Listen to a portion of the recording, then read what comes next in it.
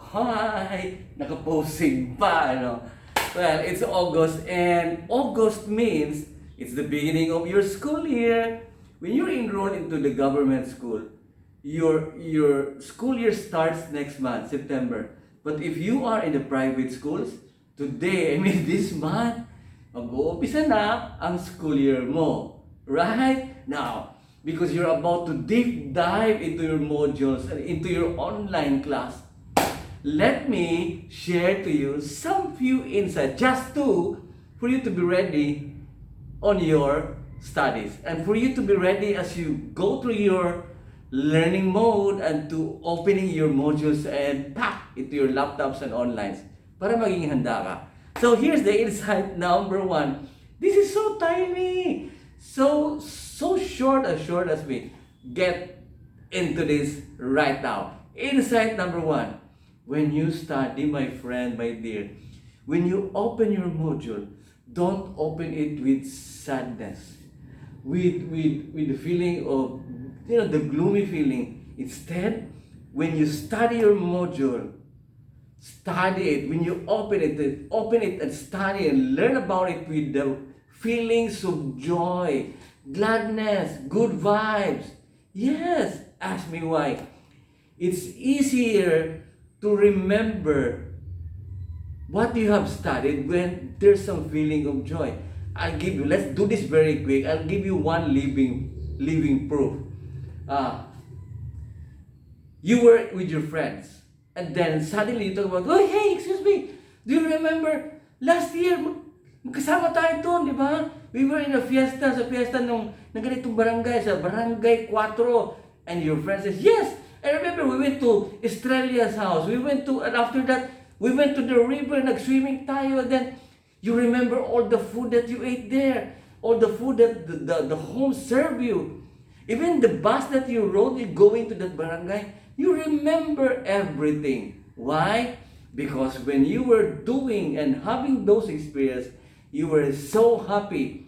And your brain stores it, And it's easier for you to remember it. Because, masaya eh. Maganda at madaling alalahanin. There's some feeling of excitement to go back and remember it. Now, who wants to remember sadness?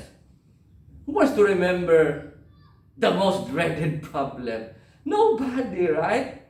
Now, that's why I'm telling you today, when you study, kahit mahirap yan, kahit math yan, don't cry. Don't be sad. Instead, okay, it's math, this learning time. Let's enjoy this, okay. Be happy. Enjoy. Have the feelings of gladness and of, good vibes. And then, insight number two. Let's do this very quick because I only have two insights for you today. Insight number two, have a destination. When you were in kinder, your destination is grade 1 or elementary. When you are in elementary, your destination is high school or junior high. When after junior high, your destination is senior high, and then college, and then in college to work or to business, and then to getting married, right? It makes sense. Now, it's important that you have a destination right now as where you wanted to go. After this year, after next year, after 4 years, after 5 years, where do you want to go? What is your destination? Why? Why it's very important? Because if you don't have a destination, someone else will take you into their own destination. And it's not yours. And you will not be happy there. Really.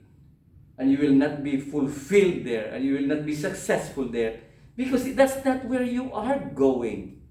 God made you to go and to do what He wanted you to do, and for you to go where He wanted you to go.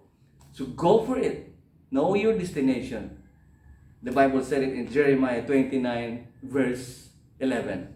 For I have plans for you. Plans to prosper you. Can you imagine that? Ang Diyos may plano. So why don't you plan it right now? What you're going to do with your life, your student life. What you're going to do with your study time or your study habits. When you study with feelings of joy. And of course, know where you wanted to go. know your destination. That's the two insights I have for you. We are in the series of TTH. That means Tuesday and Thursday. That means twice a week, I'm going to share two insights. Straight for 2 weeks, I'm going to share two insights on how you are going to improve your learning and your studies. And of course, if you're working right now, part din doon, I will include on how you can grow as an employee, as a staff, as a worker. Grow professionally. I will help you on that as well. So thank you very much for joining me today. This is your Kuya Neil. This is your Coach Neil. God bless you. Remember, God has a plan for you. Study with feelings, work with feelings, and know where you wanted to go. Otherwise, somebody might take you with them into their destination that is not yours. God bless. Be happy. Good vibes. Power on.